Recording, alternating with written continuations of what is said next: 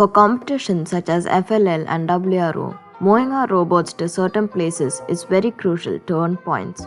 So let's check out some ways we can move our robots.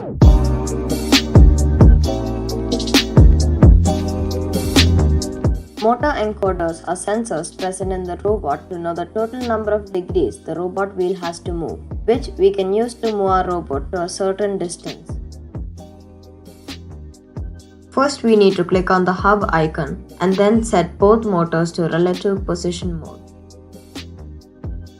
Then we need to move the robot in a straight line to the target position. We must ensure the wheels are contacting the surface while doing so. Next, we should define each of the motors corresponding to the two wheels and the motor pair, which is both of the motors together. To avoid any errors, we reset the motor degrees counted. Using the degrees we measured previously from moving the robot, we make a variable called target degrees counted. Then we make a while loop that goes on forever if the motor degrees counted is less than the target degrees.